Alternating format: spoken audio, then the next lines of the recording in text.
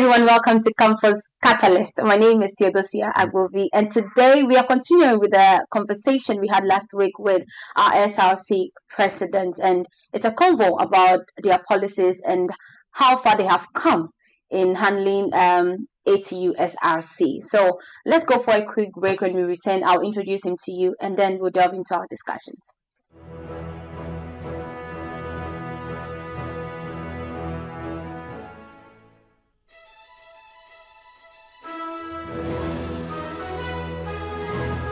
Okay, so welcome back from that breather. You're welcome, Dawson Samuel. Thank you. His Excellency Dawson Samuel, the SRC president of Accra Technical University. Okay, so last week we had conversations on matters of discussion where we discussed the constitution amendments. We had discussions on fees tied to iCampus, your project, and then we had an update on the SRC growth. You explained that to us as well. But we had limited time, so we have to stop and wrap up and then come back today. So on today's show, we're going to delve into the SRC drive. So you tell us more about the SRC drive and how far you have come with that. I can see you wearing a shirt today, and it's looking good. Thank you. Okay, so tell us more about the SRC drive. Yes, the SRC drive, like I was saying the other time, is an initiative that we brought on board where we wanted to know how students will have the skill to drive. So, for example, you come here for a certificate. Okay. You just learn the theory and some bit of practicals pertaining to your academic discipline. Okay. Now, when you are done, what is it that you go home with? Are you going home with something special, something that is an add-on to you?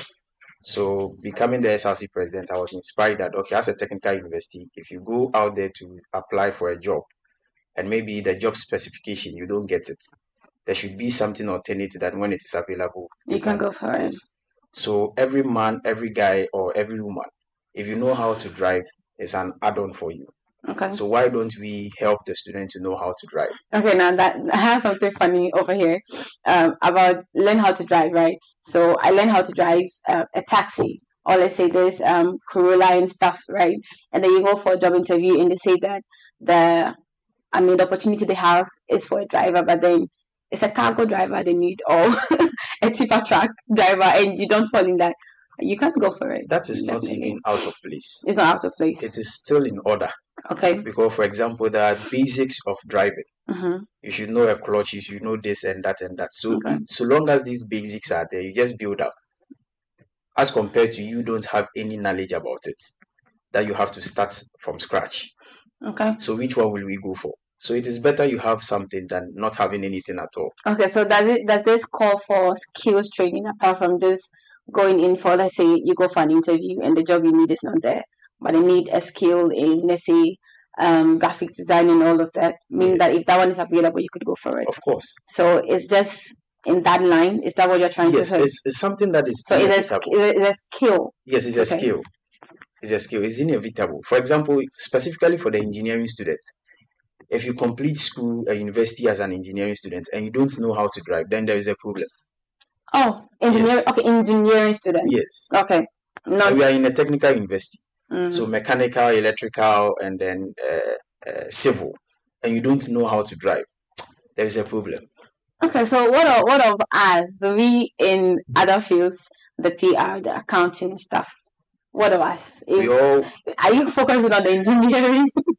Are you focusing on engineering and computer science and all of that? Are you focusing on them rather than, the whole student body? Or it's the whole student body.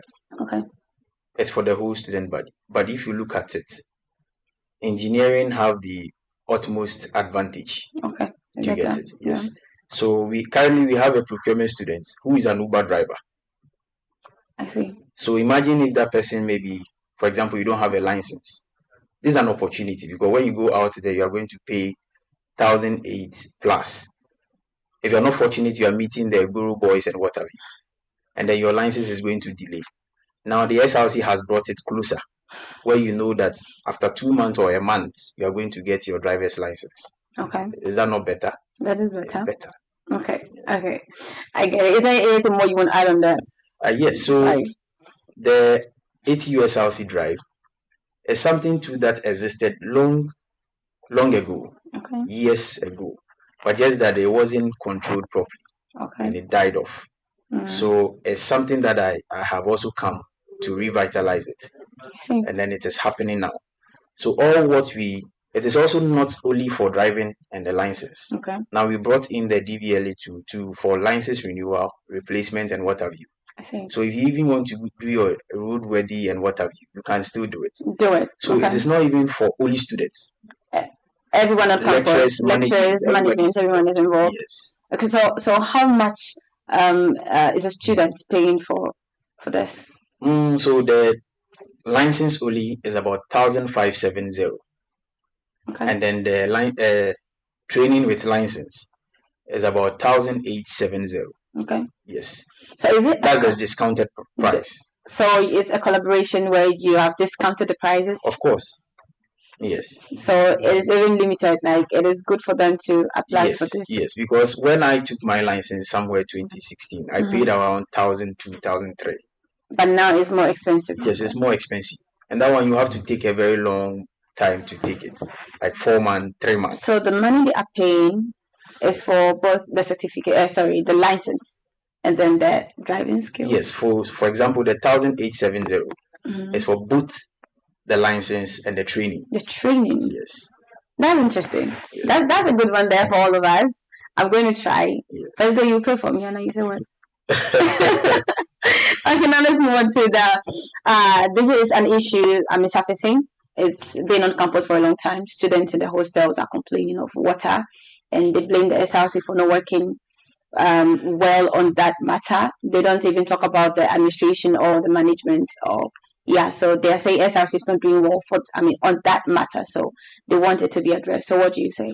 Yes, I must admit that water is a challenge on ATU campus. I was admitted here in the school somewhere 2019, so 5 years now. And I've been in the new hostel for 4 good years.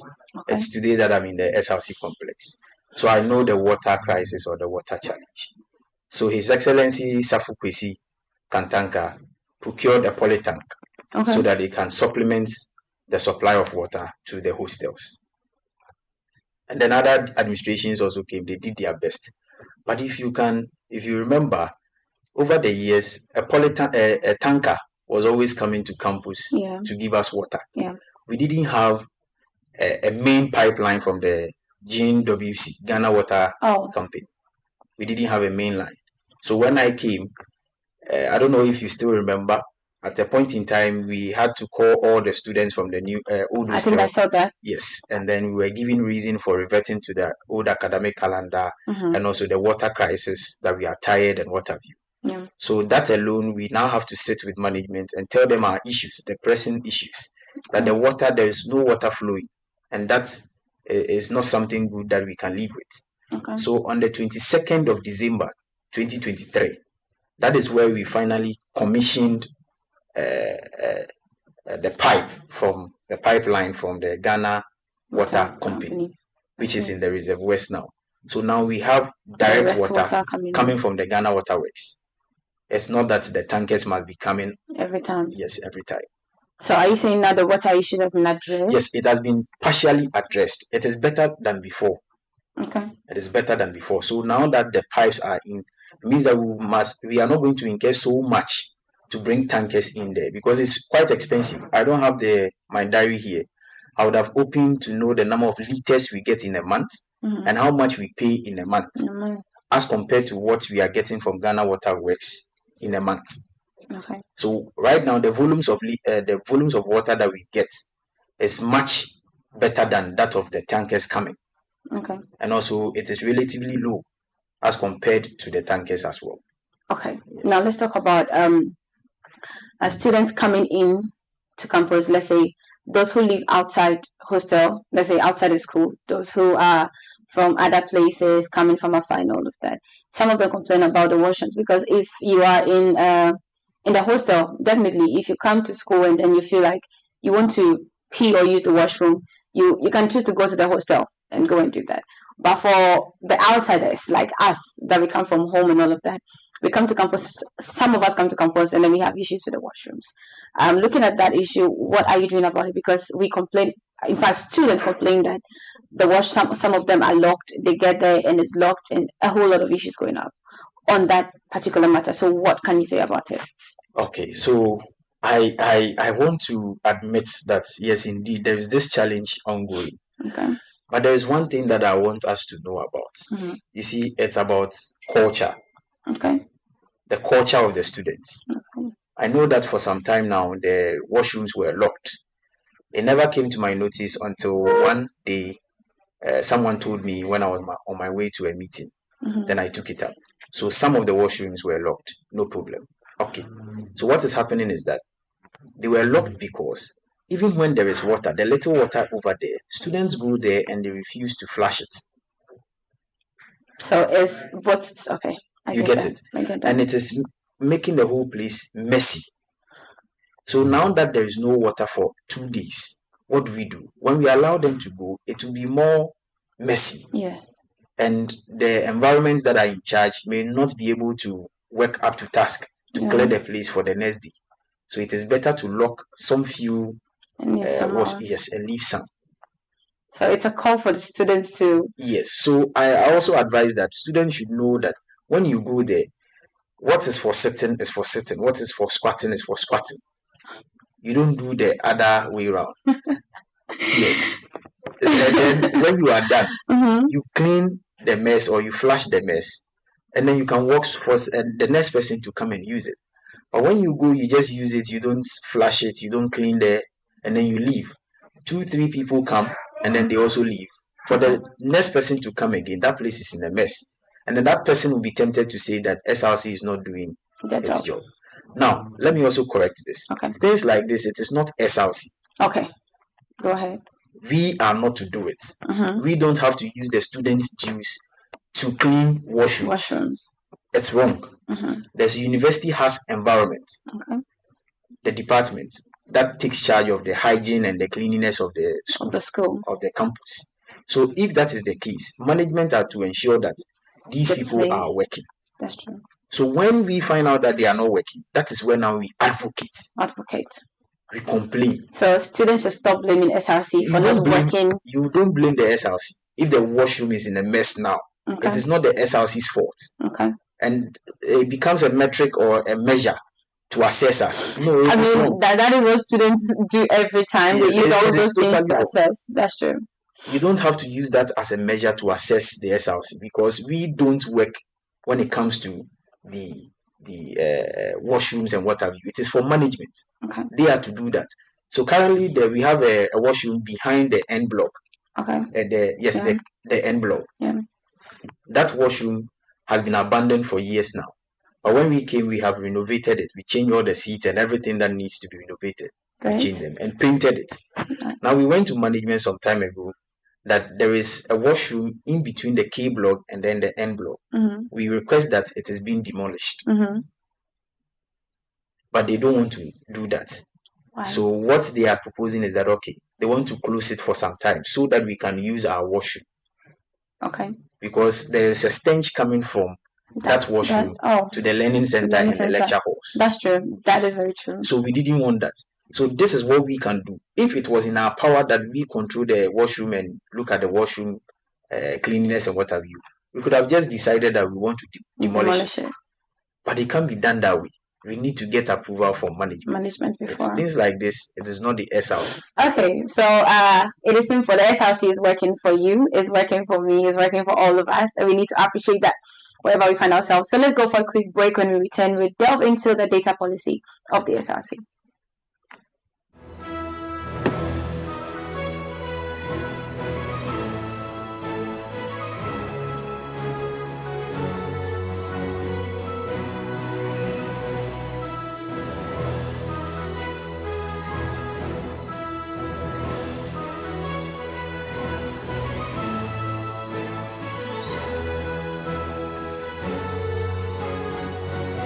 Okay, welcome back from that break. Now let's continue with our conversation. Let's move on to the data policy of the SRC. You have a policy to help us with data, on campus. to work out internet and all of that. I remember some time ago, an information came that we have to go to iCampus and then do some registering and work on your profile and all of that, and you can get the data. Honestly, I tried doing that, but it didn't go through for me at all. It was a long process. I tried, but it didn't work out for me, so I just gave up. As to whether I received data or not, I have no idea. So, what is the data policy, and how far have you come with that? I'm glad you are saying you tried and you didn't get the data. Yeah. Okay, so that was misunderstood. Oh. It was my policy, and I wanted to bring 5 gigabyte data. Mm-hmm. Formerly, it was Airtel Tigo, which is 2 gig. But the Airtel Tigo is not that working properly in the vicinity you may find yourself. So I'll have to bring the 5 gigabytes from MTN. But when I came into office, looking at the budget constraints, I can't. You can't. I can't. So what did you do? I wouldn't have even done all these projects that we see on campus now. So as a finance person, I need to look at it and then draw my scale of preference. So currently what I have done is we have this Nagrat bundle. Okay. Yes. Yeah, I think I know about that. So I met this agency and then they helped me, the SRC, to get that. So we are now in the documentation stage, signing the agreement, the contract and what have you. But before that, I need to get the student data or the API. Mm-hmm. Now that student data will be given to this agency or the MTN so that they can upload it onto their system. So that when you want to purchase a bundle, like the way you dial the *138, you get the options. You will have a unique code as a student to dial to purchase from, and then you input your index number. Mm-hmm. That will verify that yes, indeed, you're a student of ATU. But there should be a unique number too. That is your phone contact. Mm-hmm. Because if they don't tie your phone contact and your index number onto the system, what will happen is students will now use it as their business. They will take anybody's number at all. I have seen that on about the Nagrat data. People go for these codes and all of that. They tell you to use this, and then it works out for you. You can buy lots of data. Yes.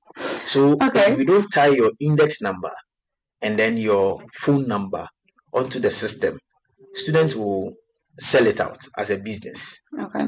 Which it is a breach to the contract that we are about to sign. So therefore, we must tax all students to go to their iCampus to update their existing contact. If it is not MTN, they should get an active MTN number. Okay, so if you already have a number that is MTN, you don't have to go. Yes. I went there to now do everything all over again. It wasn't working out, so I gave up. Actually, the student thought that the moment you upload or you update your MTN number, automatically you are going to get a bundle. So how is it going to be then? No, so when you input your MTN number in that profile, it goes into the back end of the iCampus. Okay. For us to be able to get the data of the students, being it your number, your name, your email, your sponsors and what have you. So they are all there. So we get an Excel sheet of it. Okay. And that is what we are going to send it to the agent or the MTN. But before that, what is the rationale behind this data policy? Okay, the rationale is that now Wi-Fi is not enough. It's not on campus widely. Mm-hmm. If you want to advocate for Wi-Fi and what have you, in just 8 months, it will take you a long time to be able to meet it. Mm-hmm. But in the short term, what can you do for the students? Oh.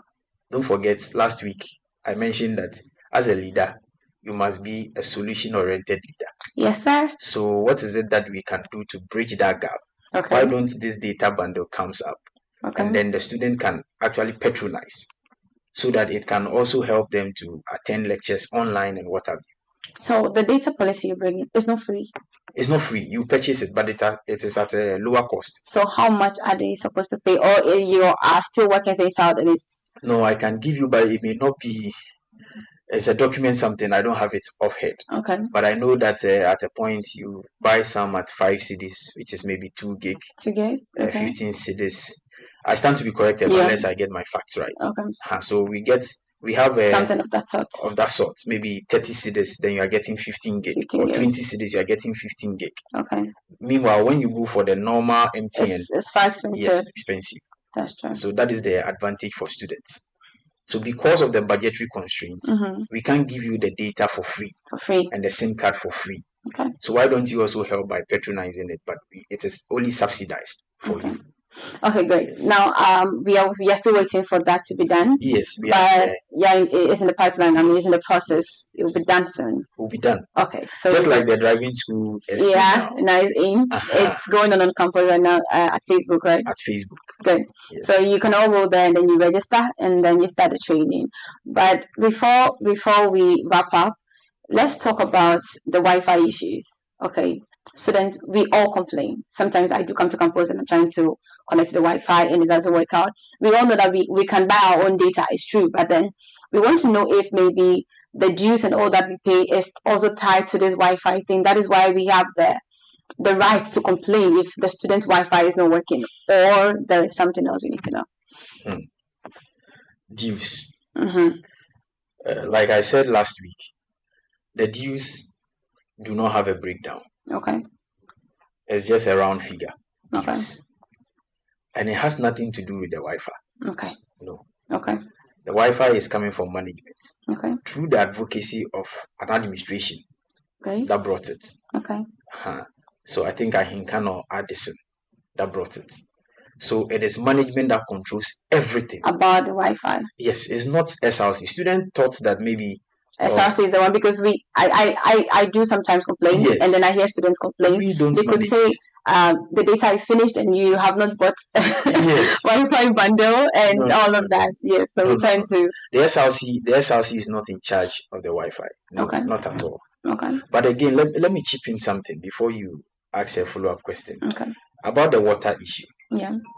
So in the hostels, what we have now is that we were able to advocate, because sometimes the hostels has about 5 or 6 floors, and then taps are open in the morning. The water is flowing all right.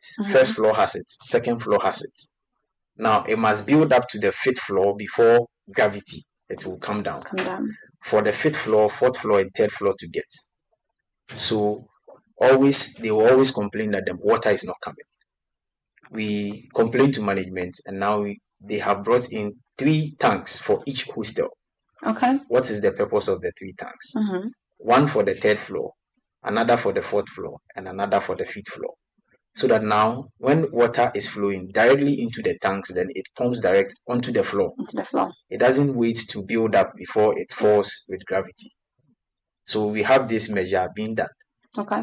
Just today, I asked my vice president to go with the maintenance officer to take shots of it, so that we can project that yes, indeed, we advocated for that, and then management has delivered. It is for the 2 hostels, so 3 here, 3 here, for 3rd, 4th, and 5th floor. So students should watch out. If anybody doubts it, you can just go there, go check into the and go up there. You see the poly tanks there. Okay. Yes. About the Wi-Fi, we are not done. We are not done. So yeah. So the Wi-Fi, we SRC do not control it as management. So if anything, we have to advocate. Okay. So we once tried this before. We went to management and we were saying that no, the Wi-Fi is down and this and this. The the online class we are not able to attend as students and what have you. We built up a case. And with management, you always have to be logic for them to understand you. To our surprise, myself and my vice and then the general secretary were at the meeting, were invited. And then the director of IT was asked to come and do a presentation. The load on the Wi-Fi is too much. That's why. And if you look at the things that the students, we were making our claims that we use it for lectures. It is more students will never use Wi-Fi for these lectures. We use it for lectures. It is more prudent that students are using this for lectures, so that it needs attention, so they can rectify that for us. But for them to open the back end of this, how the usage of the Wi-Fi is by students, there are certain things I can't even mention. You can mention. Yes. They use it for things that are unnecessary. And don't forget, resources are invested into this. For management to realize that these resources are not utilized properly, what do you think they will do? My people, that is why they are not minding us when we talk about Wi-Fi, because we are not using it for the right purpose. But in any case, for these 2 weeks now, there is a big challenge with the Wi-Fi. There is a problem. Even management is suffering that same problem. So I'll plead with students to be patient.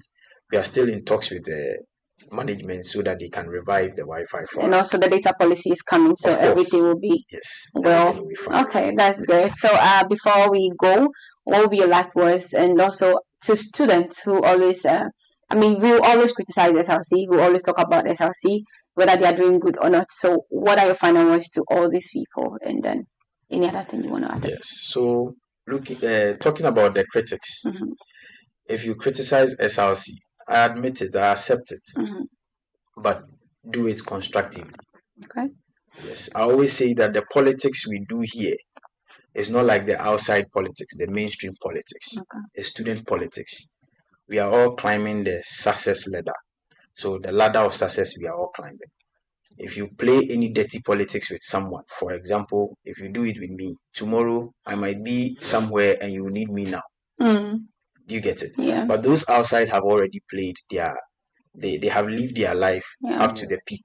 Sure. So therefore they have nothing to lose. So I expect students to make constructive critics. Now again, if there is any issue and it is happening on grounds, students should not think that the SRC automatically knows about it.